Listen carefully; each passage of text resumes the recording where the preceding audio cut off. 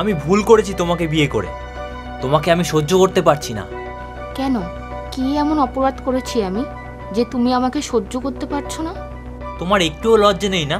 তুমি এখনো জিজ্ঞেস করছো কি করেছো? যদিও বা তোমাদের মতো দুশ্চরিত মেয়েদের লজ্জা বলে কিচ্ছু নেই। সঞ্জয়, তুমি আমাকে দুশ্চরিত্র বললে? কেন, ভুল কিছু বলেছি? দেখো, আমি আর কথা বাড়াতে চাই না। তুমি আমাকে মুক্তি দিয়ে চিরদিনের মতো জীবন থেকে চলে যাও। তোমার সাথে এক ঘরে থাকতে আমার গা ঘিনঘিন করছে। কথাগুলো বলে সঞ্জয় ঘর থেকে বেরিয়ে যায়। পায়েল মেঝেতে বসে কাঁদতে থাকে। ওর মনে পড়ে যায় 1 বছর আগের কথা। পায়েল একটা অনাথ আশ্রমে বড় হয়, কারণ ওর বাবা মা কেউ বেঁচে ছিল না। ও মাধ্যমিক দেওয়ার পর কয়েকটা টিউশন পড়িয়ে নিজের এইচএসটা কমপ্লিট করে। তারপর পায়েল একটা ক্যাফেতে কাজে ঢোকে, আর গ্র্যাজুয়েশন কমপ্লিট করার জন্য ও ওপেন ইউনিভার্সিটিতে ভর্তি হয়। পায়েল যেই ক্যাফেতে কাজ করত তার পাশেই ছিল সঞ্জয়দের অফিস। সঞ্জয় ওর অফিসের এক কলিগের সাথে প্রায় সময় ওই ক্যাফেতে কফি খেতে আসতো। আজকে পায়েলের প্রথম দিন, তাই ও সময়ের একটু আগেই ক্যাফেতে এসে পড়ে। সেই সময় সঞ্জয়ও ওখানে বসে কফি খাচ্ছিল আর ওর কলিগের সাথে কাজের ব্যাপারে কথা বলছিল। হঠাৎ ওর চোখ যায় পায়েলের দিকে। পায়েল খুব বেশি সাজগোজ পছন্দ করে না, তাই ও বেশি সাজেও না কোনোদিন। আজকে ও একটা পিঙ্ক কালারের সালোয়ার কামিজ পরেছিল। চোখে একটু কাজল, ঠোঁটে হালকা লিপস্টিক আর চুলটা পুরো ছেড়ে দিয়েছিল। এইটুকু সাজেই পায়েলকে দেখতে খুবই সুন্দর লাগছিল। ক্যাফের প্রত্যেকটা ছেলে ওর দিকেই হাঁ করে তাকিয়েছিল। সঞ্জয়ের তো চোখের পলকই পড়ল না। পায়েল সোজা ক্যাফের ভেতরে গিয়ে ক্যাফের ড্রেস পরে বাইরে এলো। সঞ্জয় দেখলো পায়েল ওর টেবিলের দিকেই এগিয়ে আসছে। স্যার, আপনার chicken sandwich. Thank you. Payel একটু স্মাইল করে ভেতরে চলে যায়। তারপর অন্য টেবিলের কাস্টমারদের থেকে অর্ডার নিয়ে তাদের খাবার সার্ভ করতে থাকে। এইভাবে পায়েলের পড়াশোনার পাশাপাশি জবটাও ভালোই চলছে। আর সঞ্জয়ও রোজ দিন কফি খেতে এসে নানা অজুহাতে পায়েলের সাথে কথা বলে বেশ বন্ধুত্ব পাতিয়ে ফেলে। আজকে ক্যাফে থেকে বেরোতে পায়েলের একটু দেরি হয়। ও বাস ধরার জন্য মেন রাস্তার দিকে এগিয়ে যায়। কিছুটা যাওয়ার পর ও দেখে সঞ্জয় দাঁড়িয়ে আছে। সঞ্জয় পায়েলকে দেখে ওর দিকে এগিয়ে আসে। তুমি এতক্ষণে আসলে? আমি সেই কখন থেকে তোমার জন্য ওয়েট করছি। কেন, কিছু বলবে? হ্যাঁ, আমার তোমার সাথে একটু কথা আছে। বলো, কি বলবে? এখানে বলা যাবে না। সামনে একটা পার্ক আছে, ওখানে চলো। এখানেই বলো যা বলার। এমনিতেই আজকে অনেক দেরি হয়ে গেছে। আশ্রমে ঢুকতে দেরি হলে ফাদার চিন্তা করবেন। পায়েল, আমি তোমাকে বিয়ে করতে চাই। পায়েল কি বলবে কিছু বুঝতে না পেরে সঞ্জয়ের দিকে তাকিয়ে দাঁড়িয়ে থাকে। কি হলো, চুপ করে আছো যে? আমি কি বলবো কিছু বুঝতে পারছি না। আমাকে কি তোমার পছন্দ না? না, সেটা নয়। তুমি তো জানো আমার বাবা মা কেউ নেই। আমি অনাথ আশ্রমে বড় হয়েছি। এই বিয়েটা কি তোমার বাড়ির লোক মেনে নেবেন? ওইসব নিয়ে তোমাকে ভাবতে হবে না। আমার বাড়িতে আমি যা বলি সেটাই হয়। তুমি রাজি কিনা সেটা বলো। আমাকে একটু ভাবার সময় দাও। সে সময় নাও, তবে তোমাকে একটা কথা বলতে চাই। যেদিন আমি তোমাকে প্রথম দেখেছিলাম সেদিনই তোমার প্রেমে পড়ে গেছিলাম। তুমি প্লিজ না বলো না। আমি তোমায় খুব ভালোবাসি, তোমায় ছেড়ে থাকতে পারবো না। কথাগুলো সঞ্জয় পায়েলের হাত ধরে বলেছিল। শেষ কথাটা বলার সময় ওর চোখ ছলছল করে উঠেছিল। ওর চোখের দিকে তাকিয়ে পায়েলের ইচ্ছে হয়েছিল সঞ্জয়কে এখনই ও হ্যাঁ বলে দেয়, কিন্তু ও নিজেকে সামলে নিয়ে সঞ্জয়কে বাই বলে চলে যায়। পায়েল আশ্রমে গিয়ে ফাদারকে সবটা বলে। ফাদার সঞ্জয়কে ডেকে পাঠায়। সঞ্জয়ের সাথে কথা বলার পর উনি বিয়েতে মত দেন। সঞ্জয়ের বাড়িতে মা আর বোন ছিল। ওর মা আর বোন এই বিয়েতে রাজি ছিল না। সঞ্জয়ের মার ইচ্ছে ছিল ওনার বান্ধবীর মেয়ের সাথে ছেলের বিয়ে দেবে। ওনার বান্ধবীরা প্রচুর বড় লোক, আর ওদের একটাই মাত্র মেয়ে। উনি ভেবেছিলেন বান্ধবীর মেয়ের সাথে সঞ্জয়ের বিয়ে দিয়ে পুরো সম্পত্তির মালিক উনি হবেন। কিন্তু ছেলে একটা অনাথ মেয়েকে বিয়ে করার কথা বলায় খুবই রেগে যায়, তবে মুখে কিছু বলতে পারে না। কিছু বললে ছেলে যদি রেগে বাড়ি থেকে চলে যায় তাহলে ওনার সংসার কি করে চলবে? সঞ্জয়ের টাকাতেই তো ওদের সংসার চলে। তাছাড়া সঞ্জয় অনেক টাকা মাইনে পায়, সবটাই হাতছাড়া হয়ে যাবে। তাই বিয়েটা এক প্রকার বাধ্য হয়েই উনি মেনে নেন। তবে মনে মনে ঠিক করে রাখে এই মেয়েকে বেশি দিন ওনার সংসারে টিকতে দেবেন না। কিছুদিনের মধ্যে পায়েল আর সঞ্জয়ের বিয়ে হয়ে যায়। সঞ্জয় বিয়ের জন্য অফিস থেকে 15 দিনের ছুটি নিয়েছিল, তাই ওরা বৌভাতের পরের দিনই হানিমুনের জন্য দার্জিলিং চলে যায়। ওখানে ওরা 1 সপ্তাহ থাকে। ওরা দার্জিলিংয়ের বিভিন্ন গ্রাম আর মেলে ঘোরে। দার্জিলিংয়ের এত সুন্দর দৃশ্য দেখে পায়েলের মন আনন্দে ভরে ওঠে। তার সাথে সঞ্জয় পায়েলকে ভালোবাসায় ভরিয়ে দেয়। পায়েলও সঞ্জয়কে আষ্টে পৃষ্ঠে আঁকড়ে ধরে নতুনভাবে বাঁচার স্বপ্ন দেখে। ও এত ভালোবাসা কারোর থেকে পায়নি কখনো। ও মনে মনে ভগবানকে স্মরণ করে বারে বারে ধন্যবাদ জানায় ওর জীবনে এত সুখ দেওয়ার জন্য। কিন্তু ও বেচারি তখনও জানে না এরপর ওর সাথে কি হতে চলেছে। দার্জিলিং থেকে ফিরে আসার 2 দিন পর সঞ্জয় অফিসে চলে যায়। সঞ্জয় বেরিয়ে যাওয়ার পর পায়েল ওদের বেডরুমটা গোছাচ্ছিল। সেই সময় ওর শাশুড়ি আর ননদ আসে। পায়েল হাসি মুখে ওদেরকে বলে, মা, আপনারা দাঁড়িয়ে আছেন কেন? বসুন এখানে। এখন তুই কি ঠিক করে দিবি আমরা বসবো না দাঁড়িয়ে থাকবো? না না মা, আমি তা বলতে চাইনি। পায়েলের শাশুড়ি ওর চুলের মুঠি ধরে বলে, তুই কি ভেবেছিস আমার ছেলেকে ফাঁসিয়ে বিয়ে করে আমাদের উপর রাজত্ব করবি? মা ছাড়ুন, আমার লাগছে। আহা গো, এইটুকুতেই লাগছে? মা, দুঘাও দাও তো ওরা। ননদের কথা শুনে পায়েলের শাশুড়ি ওর পিঠের উপর দুম দুম করে 2টো কিল দেয়। পায়েল ব্যথায় চিৎকার করে ওঠে। এই চুপ কর, না হলে গলা টিপে মেরে ফেলবো। কথাটা বলে ওর শাশুড়ি চুল ছেড়ে দিয়ে পায়েলের গাল টিপে ধরে। পুরো ঘর ঝাড় দিয়ে মুছে ফেল, তারপর বাথরুমে জামা কাপড় রাখা আছে সেগুলো ভালো করে কেচে মিলে দিবি। বেশি দেরি যেন না হয়। আর একটা কথা মনে রাখবি, এইসব কথা আমার ছেলে যেন জানতে না পারে। যদি তুই ওকে কিছু বলিস তাহলে তোর গায়ে কেরোসিন ঢেলে তোকে আমরা পুড়িয়ে মারবো। না না মা, আমি কাউকে কিছু বলবো না। ওটাই তোর জন্য ভালো হবে। পায়েলের শাশুড়ি আর ননদ চলে যায়। পায়েল শাশুড়ির কথা মতো সব কাজ করে। সঞ্জয় কাজের ফাঁকে ফাঁকে পায়েলকে ফোন করে ও কি করছে, খাওয়া দাওয়া হয়েছে কিনা, সঞ্জয়কেও মিস করছে কিনা এইসব জিজ্ঞেস করে। পায়েল সঞ্জয়কে বুঝতে দেয় না ওর মা আর বোন ওর সাথে এত বাজে ব্যবহার করে। এমনকি ওকে সারাদিন কিছু খেতেও দেয় না, সেই কথাটাও বলে না ও। সন্ধেবেলা সঞ্জয় যখন অফিস থেকে ফিরে আসে তখন ওর সামনে পায়েলের শাশুড়ি আর ননদ পায়েলের সাথে খুব ভালো ব্যবহার করে। সঞ্জয় আসার পর পায়েলের কপালে খাবার জোটে। সন্ধে থেকে সঞ্জয়ের অফিস যাওয়া পর্যন্ত পায়েলের সুখের সীমা থাকে না। সঞ্জয় ওকে এক মুহূর্তের জন্যও নিজের কাছ থেকে কোথাও যেতে দেয় না, ওকে ভালোবাসায় ভরিয়ে তোলে। পায়েল তাই হাসি মুখে ওর শাশুড়ি আর ননদের অত্যাচার সহ্য করে যাচ্ছিল প্রতিদিন। ওর শাশুড়ি আর ননদ ওকে ঘর থেকে বের করার প্রচুর চেষ্টা করে, কিন্তু তাতে সফল হয় না। একদিকে ওদের অত্যাচার দিন দিন যেমন বাড়ছিল, তেমনি অন্যদিকে সঞ্জয় পায়েলকে ভালোবাসায় মুড়িয়ে রেখেছিল। এইভাবে ওদের বিয়ের 1 বছর হয়ে যায়। সঞ্জয় ওর বন্ধু, আত্মীয় স্বজন আর পায়েলের বন্ধু অনাথ আশ্রমের কিছু বাচ্চাদের নিয়ে ওদের অ্যানিভার্সারি পালন করে। পায়েলের শাশুড়ি লক্ষ্য করে পায়েল একটা ছেলের সাথে অনেক বেশি কথা বলছে। পায়েলের শাশুড়ি তখনই ভেবে নেন এই ছেলেকে কাজে লাগিয়ে সঞ্জয়ের জীবন থেকে পায়েলকে দূর করবেন। পায়েলের ননদ কায়দা করে ছেলেটার সাথে কথা বলে ওর ফোন নম্বর নিয়ে নেয়।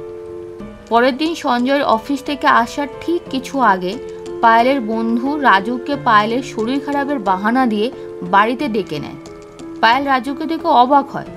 কিরে, তুই হঠাৎ এখানে? তোর শরীর এখন কেমন আছে? ডাক্তারের কাছে কি যাবি? হঠাৎ ডাক্তারের কাছে কেন যাব আমি? কি যা তা বলছিস তুই? কী সব বলছি মানে? তোর ননদি তো ফোন করে বলল তোর শরীরটা ভালো নেই, সঞ্জয় দাও বাড়িতে নেই, তাই এখানে একবার আসতে। পায়েল কিছুই বুঝতে পারে না এইসব কি হচ্ছে। ওইদিকে সঞ্জয় অফিস থেকে ঘরে ঢুকতেই ওর মা আর বোন পায়েলের নামে বানিয়ে বানিয়ে মিথ্যে কথা বলে। বাবু, তুই এ কেমন মেয়ে বিয়ে করলি? কেন, কি হয়েছে? তুমি এইভাবে কেন বলছো? তোর বউ কয়েকদিন ধরে তুই অফিসে বেরিয়ে যাওয়ার পর একটা ছেলেকে বেডরুমে নিয়ে গিয়ে দরজা বন্ধ করে দেয়। ইস মা গো মা, এইসব দেখার আগে আমার মরণ হলো না কেন? মা, আমার বউয়ের নামে একদম বাজে কথা বলবে না। আমার উপর চিৎকার করছিস কেন? নিজে গিয়ে দেখ তোর বউ কি করছে ঘরের ভেতর। সঞ্জয় ওর মার উপর রেগে ওখান থেকে নিজের রুমের দিকে চলে যায়। ও দরজা খুলে দেখে পায়েল রাজুর বুকে মাথা দিয়ে আছে আর রাজু ওকে জড়িয়ে ধরে আছে। ওই দৃশ্য দেখে সঞ্জয় ছিটকে ঘর থেকে বেরিয়ে যায়। ওই দিন আর সঞ্জয় বাড়ি ফেরে না। পায়েল অনেকবার ফোন করে কিন্তু সঞ্জয় ফোন ধরে না। পায়েল খুব চিন্তায় পড়ে যায়। ও ওর শাশুড়িকে গিয়ে জিজ্ঞেস করে সঞ্জয় কোথায় আছে, কিন্তু ওর শাশুড়ি ওকে কিছুই বলে না। পায়েল সারা রাত সঞ্জয়ের জন্য চিন্তায় দু চোখের পাতা এক করে না। সকাল হয়ে যাওয়ার পরও যখন সঞ্জয় ফেরে না, পায়েল আবার ওর শাশুড়ির কাছে যায়। ওর শাশুড়ি ওকে পরিষ্কার জানিয়ে দেয় সঞ্জয়ের ব্যাপারে ওকে না ভাবতে। সারাদিনে পায়েল সঞ্জয়কে অনেকবার ফোন করার চেষ্টা করে, কিন্তু সঞ্জয়ের ফোন লাগে না। সারাদিন সঞ্জয়ের চিন্তা করতে করতে বাড়ির সব কাজ করে। সঞ্জয় রাতে বাড়ি ফেরে। সঞ্জয়কে দেখে পায়েল জিজ্ঞেস করে, কাল থেকে কোথায় ছিলে তুমি? আমি কতবার তোমাকে ফোন করলাম, তুমি আমার ফোনও ধরলে না। জানো আমার কত চিন্তা হচ্ছিল, এরকম কেউ করে? সঞ্জয় কোনো উত্তর না দিয়ে বাথরুমে চলে যায়। ও বাথরুম থেকে বেরোলে পায়েল ওকে জিজ্ঞেস করে ও কি খাবে। সঞ্জয় কিছু বলে না। ও ওর কিছু জিনিসপত্র নিয়ে বেরিয়ে যাচ্ছিল ঘর থেকে। পায়েল সেই সময় ওকে আটকে জিজ্ঞেস করে, এইগুলো নিয়ে কোথায় যাচ্ছ তুমি? আমার সাথে কথা বলছো না কেন? তোমার সাথে কথা বলতে ভালো লাগছে না, আমার সামনে থেকে সরো। না, সরবো না। তুমি কি আমার উপর রাগ করেছো? নাটক করো না তো, তোমার মুখ দেখতে আমার ইচ্ছে করছে না। তোমার মতো নোংরা দুশ্চরিত্র মেয়েকে আমি বিয়ে করে ভুল করেছি। পায়েল মেঝেতে বসে এখনো কাঁদছে আর ভাবছে কি এমন করেছে ও, যার জন্য সঞ্জয় এত খারাপ কথা ওকে বলল। পায়েলের শাশুড়ি আর ননদ ওদের সব কথাই লুকিয়ে শুনেছিল। সঞ্জয় ঘর থেকে বেরিয়ে যাওয়ার পর ওরা ঘরের ভেতর ঢোকে।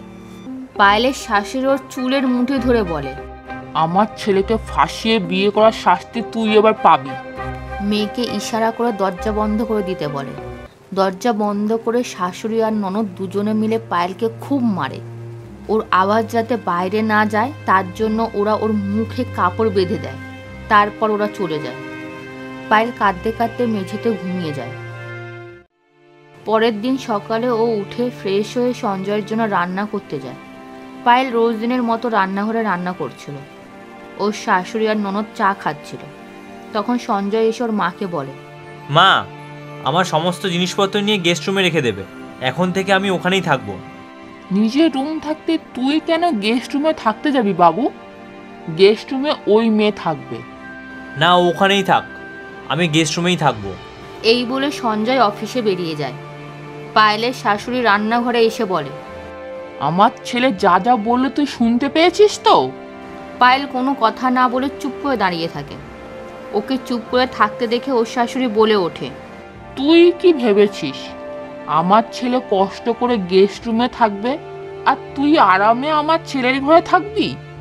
আপনার ছেলে যখন আমার সাথে থাকতে চাইছে না, তখন আমি আর এই বাড়িতে থাকবো না, আমি আশ্রমে চলে যাব। তুই চলে যেতে চাইলেই আমি যেতে দেবো নাকি? তোর শাস্তি এখনো বাকি আছে। যতদিন না আমি চাইবো তুই এই বাড়ির বাইরে বের হবি না। তোর কাপড় জামা নিয়ে গেস্ট রুমে চলে যা। আর হ্যাঁ, তুই যদি এখান থেকে যাওয়ার চেষ্টা করিস তাহলে তোকে চোর বদনাম দিয়ে জেলে পাঠানোর ব্যবস্থা করব। কথাটা মনে থাকে যেন। আর একটা কথা ভালো করে শুনে রাখ, আমি না বলা পর্যন্ত কোনো কিছু খাবি না তুই। রান্না শেষ করে ঘরের সমস্ত কাজ তাড়াতাড়ি করে ফেল। কথাগুলো বলে পায়েলের শাশুড়ি চলে যায় ওখান থেকে। পায়েল অসহায়ের মতো তাকিয়ে থাকে আর ওর চোখ বেয়ে জল পড়তে থাকে। পায়েল রান্না শেষ করে সমস্ত কিছু পরিষ্কার পরিচ্ছন্ন করে ওর শাশুড়ির কাছে যায়। মা, সব রান্না হয়ে গেছে। বাকি কাজগুলোও করে ফেল।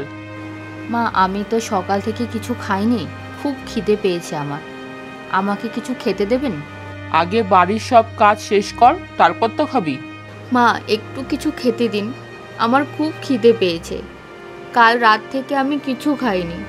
তোর বাবা কি তোকে 4 বেলা গেলানোর জন্য এখানে অনেক টাকা রেখে গেছে? যে তুই যখন বলবি তখন আমি তোকে খেতে দেব? এখন থেকে তুই দুবেলা খাবি। এখন যা, আমার চোখের সামনে থেকে সর। পায়েল কী আর করবে, চোখের জল মুছতে মুছতে চলে যায়। ও কাজ করতে করতে হঠাৎ মাথা ঘুরে পড়ে যায়। ওর শাশুড়ি খাবার জল আনতে এসে দেখে পায়েল মেঝেতে পড়ে আছে। শাশুড়ি তাড়াতাড়ি করে মেয়েকে ডাক দেয়। তারপর ওরা পায়েলের চোখে মুখে জল ছেটাতে থাকে, কিন্তু পায়েলের জ্ঞান ফেরে না। তখন ওদের ফ্যামিলি ডাক্তারকে ফোন করে আসতে বলে। কিছুক্ষণের মধ্যে ডাক্তার এসে পায়েলকে ভালো করে চেক আপ করে বলে পায়েল মা হতে চলেছে। তবে ওর শরীর খুব দুর্বল, ওকে ভালো করে খাওয়াতে আর যত্নে রাখার কথা বলে উনি চলে যান। পায়েলের শাশুড়ি আর ননদ চিন্তায় পড়ে যায়। ওরা বুঝে যায় সঞ্জয় যদি জানতে পারে পায়েল মা হতে চলেছে তাহলে আবার ওদের মধ্যে সব ঠিক হয়ে যাবে। তাই ওরা ঠিক করে বাচ্চার কথা কাউকে জানতে দেবে না। ওরা পায়েলকে ধুমকে বলে বাচ্চার ব্যাপারে যদি সঞ্জয় জানতে পারে তাহলে ওর বাচ্চা আর এই পৃথিবীর মুখ দেখতে পাবে না। পায়েল ভয় পেয়ে যায় ওদের কথা শুনে। মা, আমি কাউকে কিছু বলবো না, আপনারা দয়া করে আমার বাচ্চার কোনো ক্ষতি করবেন না। ওরা কিছু না বলে চলে যায় ওখান থেকে। ঘরে গিয়ে পায়েলের ননদ ওর মাকে বলে, মা, এখন না হয় বাচ্চার কথা কাউকে বলবে না, কিন্তু কয়েক মাস পর তো ওকে দেখে সবাই বুঝতে পেরে যাবে ও মা হতে চলেছে, তখন কি করবে? তখন বলবো ওটা ওই ছেলেটার বাচ্চা। বাবু যদি জানতে পারে অন্য কারোর বাচ্চা ওর পেটে, তখন ওকে ঘাত ধরে বের করে দেবে। ততদিনে আমি ওকে উচিত শিক্ষা দেব, যাতে ও আর কোনো দিনও আমার বাবুর আশেপাশে আসার সাহস না দেখায়। রাতে সঞ্জয় বাড়ি ফিরল। ওর মা বলে, বাবু, তুই তোর রুমেই থাকবি, পায়েলকে আমি গেস্ট রুমে থাকতে বলেছি। সকালে তো তোমাকে বললাম আমি গেস্ট রুমে থাকবো, তাহলে ওকে কেন পাঠিয়েছ? দেখ বাবু, আমি ওই মেয়েকে বিয়ে করতে বারণ করেছিলাম, তখন তুই আমার কথা শুনিসনি। এখন নিশ্চয়ই বুঝতে পেরেছিস মার কথা না শুনে কত বড় ভুল করেছিস তুই। দেখ বাবা, আমি কি আর তোর খারাপ চাইবো বল? তাই মা যা বলছে সেটা শোন। যা, ফ্রেশ হয়ে নে, আমি তোর জন্য চা পাঠাচ্ছি। সঞ্জয় ওর রুমে চলে যায়। পায়েলের শাশুড়ি পায়েলকে ডাক দিয়ে বলে, বাবু অফিস থেকে চলে এসেছে, ওকে চা আর টিফিন দিয়ে এসো। পায়েল ওর শাশুড়ির কথা মতো কিছুক্ষণ পর চা আর টিফিন নিয়ে সঞ্জয় রুমে যায়। সঞ্জয় সেই সময় বাথরুম থেকে বেরিয়ে পায়েলকে ঘরে দেখে চিৎকার করে ওঠে, তুমি এই ঘরে কি করছো? বেরিয়ে যাও এখান থেকে। তোমার চা আর টিফিন দিতে এসেছিলাম। পায়েল সঞ্জয়ের সামনে চা আর টিফিনের ট্রেটা এগিয়ে দেয়। সঞ্জয় ট্রেটা ঠেলে ফেলে দেয়। গরম চা কিছুটা পায়েলের হাতে পড়ে নিচে পড়ে যায়। পায়েলের শাশুড়ি দৌড়ে আসে। কিরে বাবু, কি ভাঙলো? পায়েল সেই সময় ভাঙা কাপ প্লেট তুলছিল। তুমি কি একটা কাজও ঠিক করে করতে পারো না? পায়েল কিছু না বলে জিনিসপত্রগুলো তুলতে থাকে। মা, তুমি ওকে আমার ঘরে পাঠিয়েছো কেন? আমি তো তোর টিফিনটা দিতে পাঠিয়েছিলাম। ও কি তোকে টিফিন না দিয়ে অন্য কিছু বলেছে? ও যেন আমার সামনে না আসে, আমি ওর মুখ দেখতে চাই না। আচ্ছা ঠিক আছে, তুই আর রাগ করিস না, ও আর তোর সামনে আসবে না। পায়েল ওদের সব কথা শোনে। তারপর ভাঙা কাপ প্লেট তুলে নিয়ে ঘর থেকে বেরিয়ে যায়। তারপর থেকে পায়েল আর সঞ্জয়ের সামনে আসতো না। এইভাবে 1 মাস পেরিয়ে যায়। পায়েল ঠিকঠাক মতো না খাওয়ায় ওর শরীর দিন দিন দুর্বল হয়ে পড়ে। আজকে ওর শাশুড়ি আর ননদ ওদের এক আত্মীয়ের বাড়ির পুজোতে গেছে। পায়েল বাড়িতে একাই ছিল। সকাল থেকে ওর শরীর ভালো ছিল না, ওর শুধু মাথা ঘোরাচ্ছিল। পায়েল তাই শুয়েছিল। দরজায় কলিং বেল বাজাতে ও কোনোরকমভাবে দরজা খুলতে যায়। দরজা খুলে দেখে সঞ্জয়। ও সাথে সাথে পিছন ঘুরে একপাশে সরে দাঁড়ায়। সঞ্জয় পায়েলকে না দেখার ভান করে ঘরে ঢুকে যায়। সঞ্জয় ঢোকার পর পায়েল দরজা বন্ধ করে নিজের ঘরের দিকে যেতে গিয়ে মাথা ঘুরে পড়ে যায়। পড়ে যাওয়ার সময় মা বলে ডেকে ওঠে। সঞ্জয় পিছন ফিরে তাকিয়ে দেখে পায়েল নিচে পড়ে আছে। ও তাড়াতাড়ি পায়েলের কাছে দৌড়ে আসে। পায়েল, এই পায়েল, চোখ খোলো। সঞ্জয় পায়েলকে বারে বারে ডাকতে থাকে। পায়েলের চোখে মুখে জল ছেটায়, তাও পায়েলের জ্ঞান ফেরে না। সঞ্জয় পায়েলের জ্ঞান ফিরছে না দেখে ওকে নিয়ে নার্সিংহোমে যায়। পায়েলের চিকিৎসা শুরু হয়। ডাক্তার যখন এসে সঞ্জয়কে বলে পায়েল মা হতে চলেছে, এটা জেনেও কেন ওর যত্ন নেওয়া হয়নি। পায়েলের শরীরের যা অবস্থা, তাতে মা আর বাচ্চার যে কোনো মুহূর্তে প্রাণ চলে যেতে পারে। সঞ্জয় তো ডাক্তারের কথা শুনে অবাক। ও এতটাই অবাক হয়েছে যে ডাক্তারের কোনো কথার উত্তর দিল না। ডাক্তার সঞ্জয়কে জিজ্ঞেস করলো পায়েল কোন ডাক্তারকে দেখায় আর কোনো ওষুধ খায় কিনা। সঞ্জয় ডাক্তারের কথার কোনো উত্তর দিতে পারল না। ডাক্তার সঞ্জয়ের উপর প্রচণ্ড বিরক্ত হলেন।